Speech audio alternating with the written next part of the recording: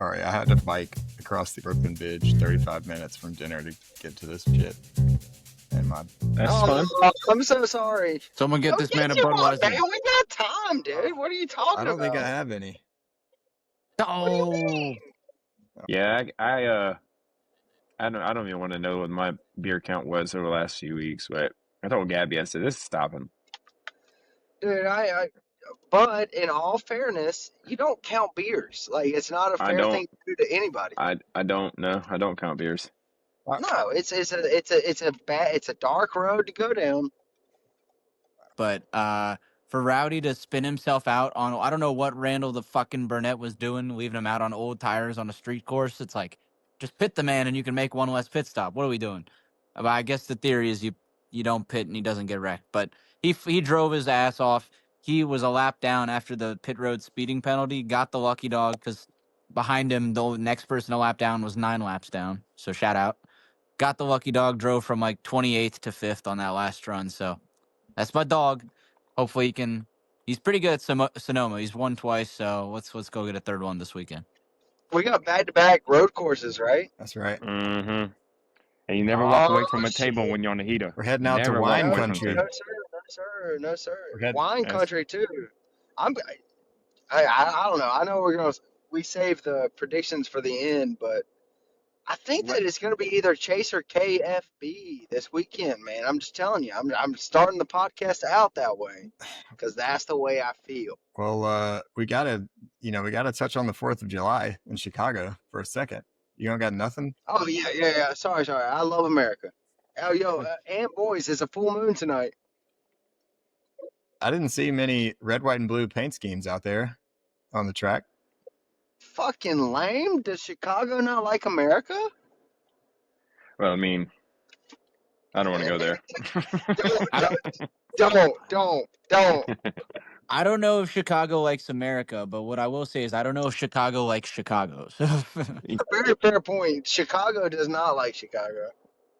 All right. Race started off hot, Elliot, but our boy, Carson Hocevar, took out himself on like lap 3. Why are you calling me out, dude? Why are you saying that to me? I'm just riling you up. I want to hear you say something about it.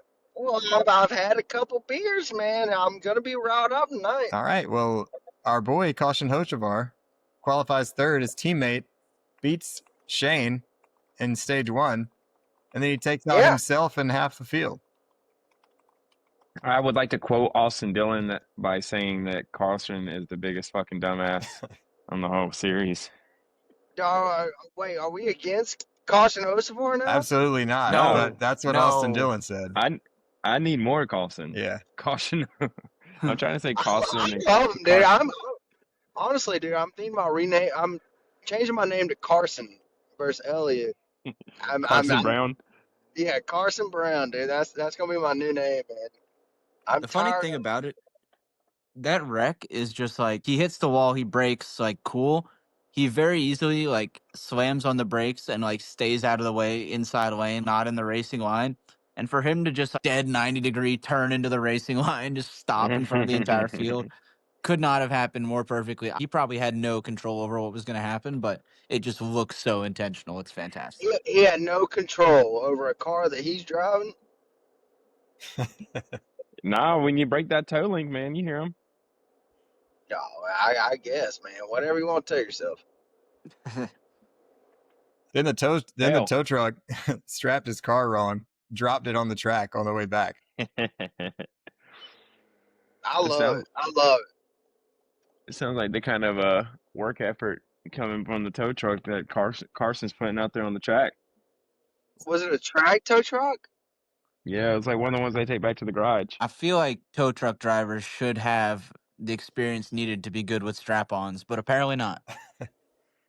Well, for all we know, it could have been the strapping itself. I mean, let's not necessarily blame it on the tow truck driver. So you're saying that Carson uses strap-ons?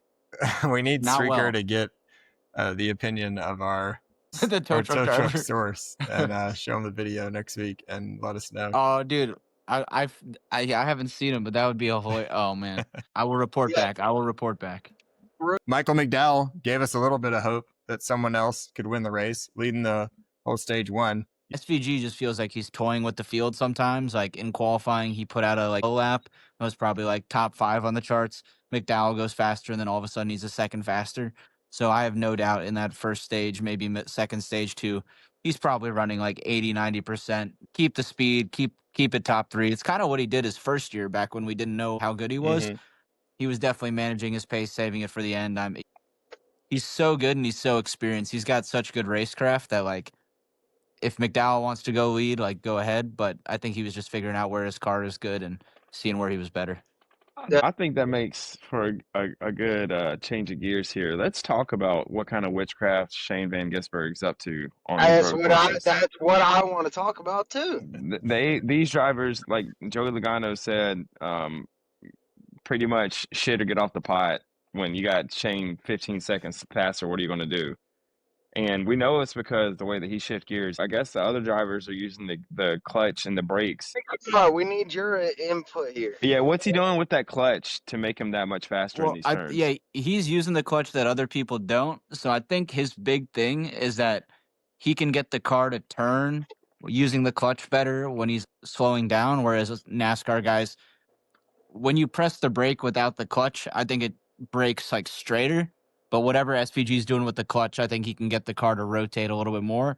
And then because he's using the clutch and has such good feel, I think that he can just put the power down way earlier. So if you ever see someone get position on SVG, he's slowing down immediately, opening up the apex, and he's just going to drive off and cross over and then get back onto them. So whatever his drive off is on road course, it's probably like on average, like at least 1/10, 2/10 per corner. It's absurd. Do you think it's strictly because the way he drives the car? That's pretty substantial what you're saying. I'd say it's probably like 30% talent, 70% how he's driving it. Like he's obviously got really good car control. Like he won championships in supercars and everybody drove that way. I think it's kind of a perfect mix of these newer sports cars. They're driving off the right front, not the right rear. So I think if you put a Gen 6 car out there, I don't think SVG's as dominant. The Xfinity race, Sheldon Creed was running pretty tight with him. Zilich probably had a faster car. I think it's a little bit closer in those style cars, but these new Cup cars, he's just lights out. Yeah. And it's a big portion of the clutch. So you are saying he's a wizard? Yes. Okay. I mean, the guy's from New Zealand. That's where Lord of the Rings was filmed. No, it wasn't. Yeah, huh? I thought it was filmed in like Mordor.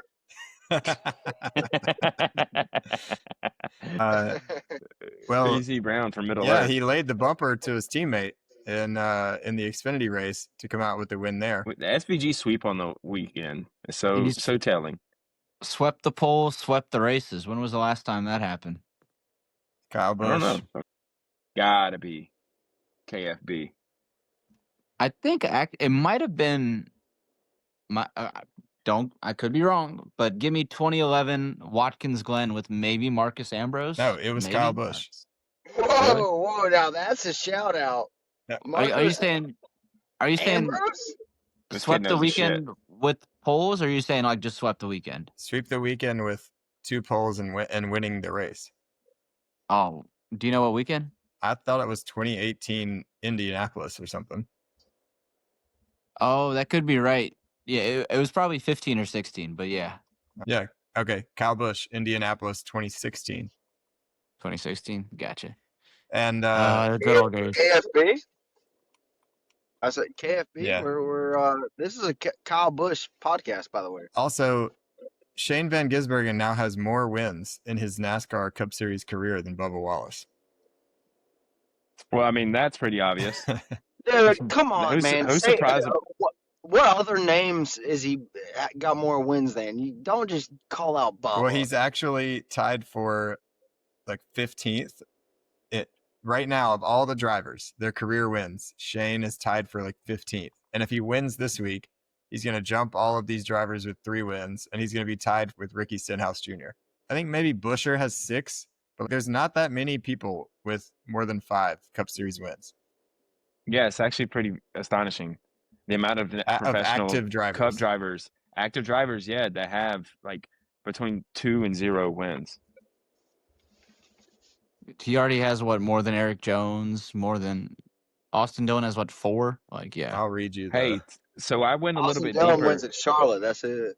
I went a little bit Daytona. deeper. The first triple sweep ever was Kyle Busch. He won 2010. in 2010 at Bristol Camping World Truck Series, the Xfinity and Sprint Cup. Hell of a I weekend. just went to my His second. Sorry, I just went to my Twitter bookmarks to try to pull up some stats that I saved, and it was on the wrong account, so it was all Sophie Cunningham. That seems like something you could keep to yourself. It's hard to fucking win. It's hard to win. I would say, yeah, I agree. I mean, does that mean that today's racing is more competitive than it's ever been, per Joey Logano? We're in the good old days right Michael now. Waltrip. You got to repeat Hell that, yeah. Elliot. It broke up. EB3PO. I would say Michael. Can y'all hear him? No. You're breaking up for me too. It's He sounds like EBC3PO for sure. EB3PO. What is it, Tom? EB3PO. EB3PO. Turn off What your about Wi-Fi now? or What about something. now? That's better. Dude, I don't Yeah. have Wi-Fi. No. All right, we got a bunch of Hendrick Motorsports bullshit going on this week. We got William Byron breaks his clutch, can't race. We got Bubba chopping Kyle Larson and spinning himself out. Then we got Bubba and Bowman in one of the craziest race sequences of the year. Fucking yeah. And then Chase chopped Catherine Legg, and Catherine Legg gave him a nice little shove in the ass under caution. Bowman caught him slipping. That was exciting stuff to see. It was Remember cool. last year, Bubba threw that little slight like run into Bowman at the end of the race, and then Bowman put it in his ass this week. They were running each other so freaking hard. They recognized like why they wrecked. It wasn't just like you wrecked me, like go kill yourself. It was so entertaining. So. It's what I always say, Streaker. Ruben is racing. Ruben is racing. Yeah. That is certainly true. How about all the did anyone go buy an Arby's cheesesteak? No, I don't have an Arby's in the state, man.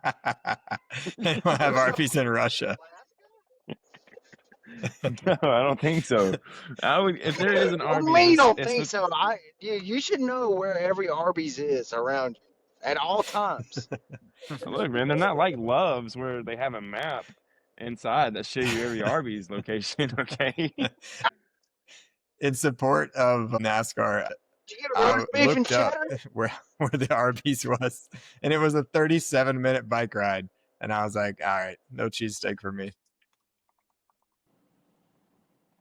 But they're You're a city boy now, man. You got to get after They're it. advertising Yeah, I would say, every I'm other tired of it. commercial. They got every billboard on the track. Drivers are spinning out. Bubba Wallace, he spins out and his car is facing the cheesesteak billboard, and the Arby's Twitter account is talking trash to him like he had to do a double take and stare at the cheesesteak in the middle of the race. They're like clowning people all race on Twitter, and then the driver's brakes fail and he crashes into the tire barrier at 93 miles an hour. What would the Twitter account have done? All that shit talking, and now your driver's horribly mangled. You probably got to give and start off with free roast beefs for life for the family. You probably offer some type of roast beef college fund for the kids. Then you put the cardboard Austin Dillon cutout in every single restaurant. He hit the fuck out of the It wall. was Cody Ware, man, not Austin Dillon. Cody Ware. Then you put the Cody Ware cardboard cutout in every restaurant. One thing we didn't mention is Bubba and Bowman were going for that $1 million. They were matched up in the bracket. Hell yeah. Bowman saying, I'm going to get that gun and I'm going to get that money. I was gonna say, did we touch on the Cody Ware caution potentially? No, just it's ridiculous that the most dangerous crash area on the whole track doesn't have a camera to show that this man just crashed 93 miles. Like that's one of the worst crashes that I have ever seen. Like this man hit head on 93 miles an hour and he radioed need help, and they're just like letting the race go on because they don't want the weather to impact the green white checkered or whatever. I I get where they're coming from in that they don't want the race to get extended and then the weather comes and it's a shit show, but it's a bigger shit show if something happens to Cody Ware. So you got to take care of your driver first. And yeah, it's not acceptable to let it go over 30 seconds without a caution. I Oh, 1000% agree. I think that NASCAR is forgetting that at the end of the day, these are people in these cars, and I thought that the Cody Ware thing is inexcusable. Like that guy literally ran straight into the tire barriers, and they acted like nothing happened at all. It was shocking. And it's not like they're playing with toy cars out there. These are big machines that are designed to go as fast as they possibly can. Their excuse was we didn't see it. That was their excuse. They almost killed the Arby's guy. You talking about NASCAR? Yeah, that was their excuse. We didn't see the crash because they didn't have a camera right there. What do you mean they didn't see the crash? That's crazy. Think about it. Like all the footage that we've seen of the wreck was from that fan. The camera that was running in the corner. I saw someone saying that, is it because they don't trust the corner marshal so that if they say they need a yellow, surely someone from NASCAR can be like, motherfucker hit the tires at 90, 100 miles an hour, whatever it was, like probably going to need some help. They're calling the cautions from Charlotte, I think, from some headquarters there. They don't want to spend the money on staff and all this. Shit. Do you think that there would have been a caution if the accident would have happened 10 laps earlier or 5 laps earlier or even the lap before? Or do you think that it's because that it was in crunch time, they were like, we don't want to bunch them back up again? It would affect the outcome of the race for sure. SVG is getting hunted down by this guy on fresh tires. You got Gibbs up there. They're all going to be going for the win. If the rain gets there, we're going to have to go put on wet tires and then restart in the rain. But for a sport that claims that everything is about safety, this just flies right in the face of that. 1000%. I agree, because it doesn't seem like they cared about Cody Ware. They were more concerned about the outcome of the race. I think like at the start of the year, didn't NASCAR publicize that they had a war room with a bunch of cameras, bunch of TVs? I swear I saw a picture of a room with 50 TVs. So I'm like, what do we have cameras on? Well, you know that. Well, right after the 9/11 happened, George Bush said, "I need to watch Atlanta," and so they started throwing the races on the War Room TV. And 10 laps before the Arby's cheesesteak car ran into the tire barrier at 93 miles an hour, they threw a fucking caution because of a medical emergency of a fan in the infield, and the ambulance needed to cross the track to get to the hospital. Now, they never said what happened to that fan. It must have been a rich motherfucker. It was a rich person that was hammered drunk, dude. There's no doubt in my mind. You know, say, Rudy, what do you think? Oh yeah, no, they had a heart attack. No, they had too many margaritas. That's what it was. Yeah, I want to lean down the path of a heart attack, man. I think that's likely. Didn't KFB drive through too many pit stalls this weekend? All he had to do was pit. He would come out on the lead lap, and then when the stage ends, he would pass everyone else that pits. But the dumbass drove through too many pit boxes on his own, went a lap down, and had to take a lucky dog. But he had a fast as fuck car. Also, I don't know if we had like a paint scheme of the week already, but that Slurpee car, kind of fire. Yeah, Slurpee's up there in contention for sure. He's leading the series, I think, in pit road penalties this year. Like, they got to stop making these mistakes. I feel like Sonoma might be like a top 5 opportunity for him the rest of the year. I think RC's road course program. Yeah, I think the road course program's got as much speed as their super speedway package. So I think he's got to really lock in the sim this week. He's ran at Sonoma forever. He's a West Coast guy. He's won twice. He's good on those tracks. I mean, because they're from Vegas? Yeah. Yeah, he likes who's winning. Who's gonna do it? Who's gonna just wipe SVG's ass out so that an American can win in wine country this weekend?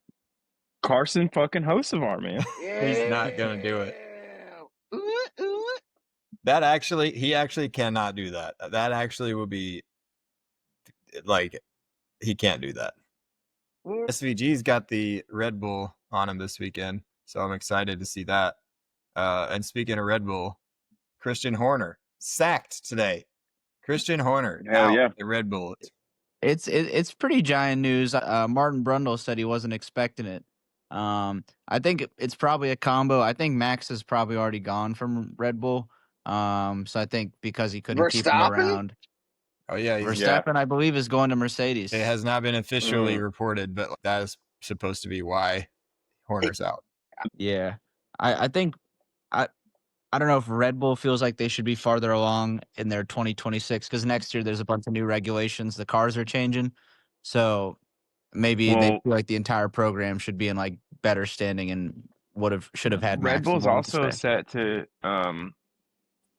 like start with their own in-house combustion engine next year, and they're pretty much anticipating that it's going to be kind of lackluster. Yeah, is it not with Ford? Yeah, it's with Ford. I don't know who manufactures their motor now. I was but say, yeah. is it with the Roush boys though? Because if it's not with the Roush boys, I don't know. Imagine like whoever's driving the Red Bull, I don't know, George Russell. They get out as I'd like to thank my Roush Yates engines for giving me a good piece out there. Red Bull's a pretty big deal, dude. I don't know if you've ever heard of it. It's an energy drink. Well, I'm glad that we were able to do Red Bull right, get them a 1-2 on Saturday, and then WeatherTech was on the 88. But let's see, they got a couple of Red Bull stickers on there. I'm looking at it right now. I got one on the front. Honestly, I've got WeatherTech floor mats in my car right now. What else do they sell? Like I know they sell floor mats. They sell like wipers. Fuck if I know, dude. I'm not out here patroning WeatherTech. How many floor mats are they selling in New Zealand? Oh, hundreds of thousands. Every single car in New Zealand, trust me. And you can go there and test it out if you want to. But every single car in New Zealand has WeatherTech windshield wiper blades on the car. And that's something that the government mandated. So I mean, take that for what you will. I got one more incident from this weekend before we move on to wine country. Some of our boys were out there. Austin Hendrick was wilding, shoved it down into the corner, dominoed like 6 cars into Ross Chastain, our boy, in the Busch Light Apple car. And he just saw red and put NASCAR's most exciting driver on his ass in the next corner. And then they had a little bitch fest. The funny part about those wrecks were Ross and Joey were mad at each other, but it was neither one of their faults to begin with. Like I think Stenhouse shoved Hendrick into someone else, and then Hendrick got shoved in the wall, couldn't brake, drove into the back of Logano, who killed Chastain. Chastain then kills Logano. It's just a shit show with these cars. Everyone's gonna push someone into the next corner, and someone's gonna get upset. Do you think that's because of the cars or just the state of the driver aptitude? It's at least 75%, if not more, the cars. Like cars are just fucking tanks. It used to be if you ran into the back of a guy too hard, you busted your radiator, and now it's like you're never even gonna get close. So I love it. It's fucking awesome. What? The ability for these cars to be borderline indestructible? Yeah, your man gets into an accident and his day's not over. He fucking gets spun out and drives right back to the front. I don't know. That was one of the most fun parts about NASCAR growing up was if Bill Elliott got out of the race early, I actually got to spend time with my father.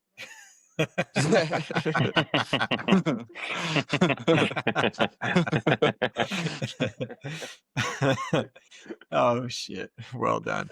Hell yeah. All right. Well, I think that's going to be the last Chicago street course race we're going to see for a little bit. Shout out Chicagoland. Bring back Look the at that. land.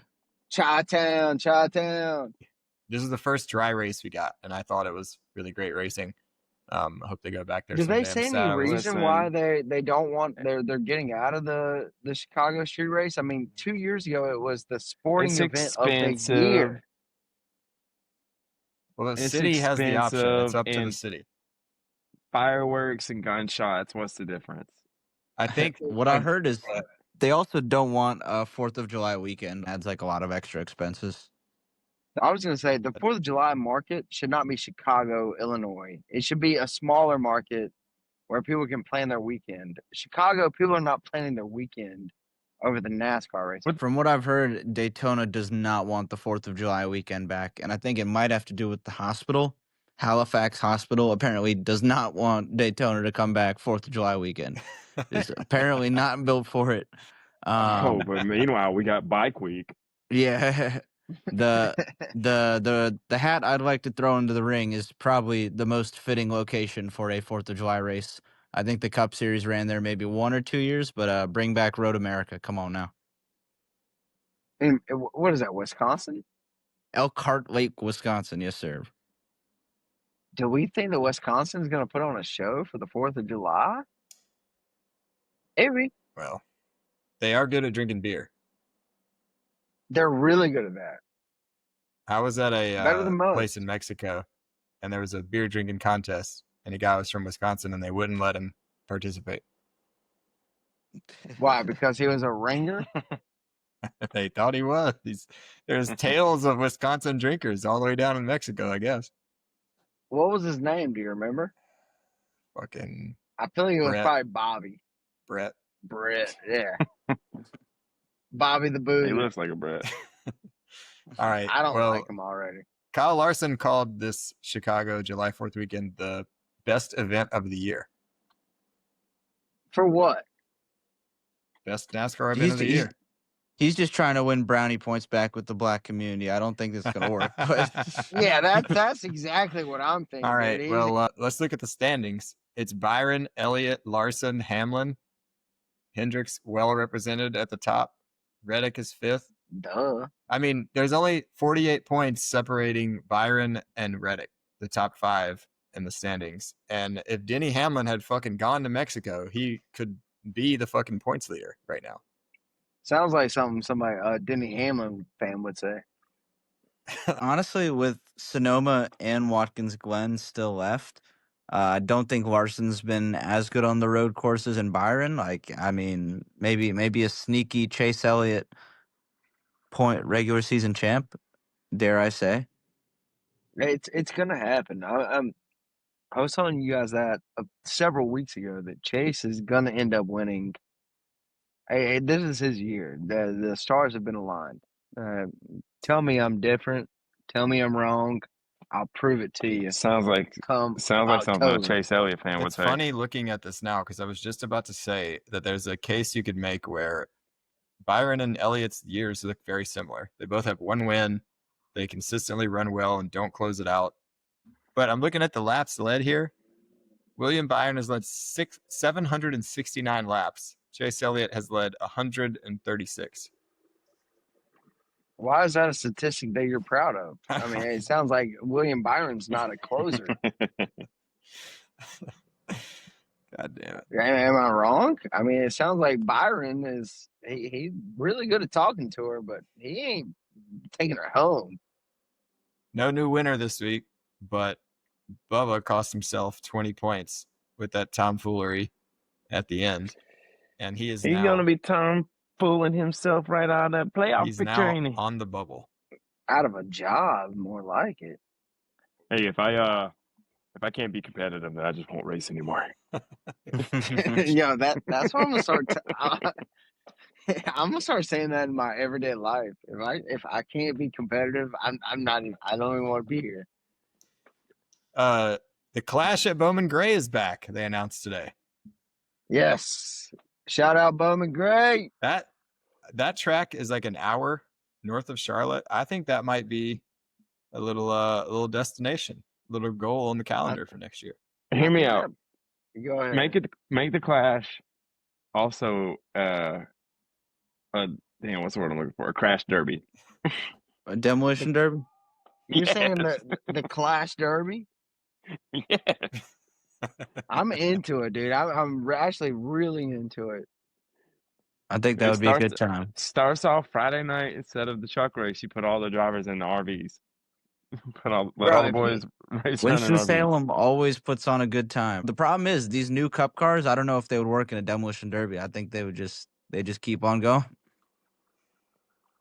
Hey, I'll real quick give a prediction. So I'm gonna go with Mr. Mickey D's Mr. Michael McDowell. Give me Going back give me with the a win on the West Coast, best coast. And Going that's back to 571. that was my choice like 2 weeks ago, and he finished 27th or something. I think we should go all in on McDowell. I think that maybe this is his time to win.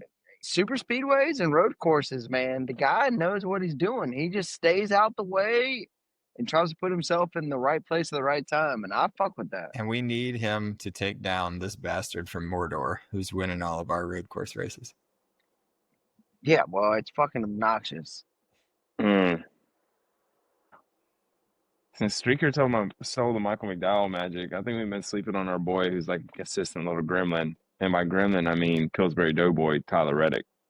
Ooh, I love a Reddick pick this week. Yeah. I'll one up you and say Streaker's pick this week with McDowell is misplaced. He should have said Kyle fucking Busch.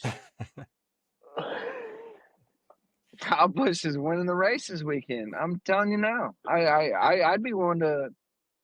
I don't know.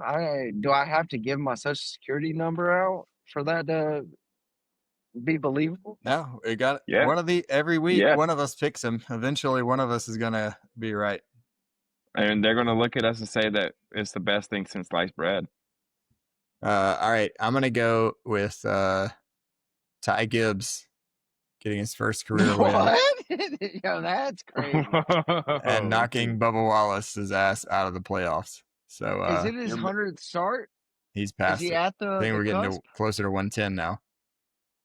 Woo! But Bubba's at like 100 because the number 100 races without a win, so same difference. Well, Elliot, you had a couple zingers today.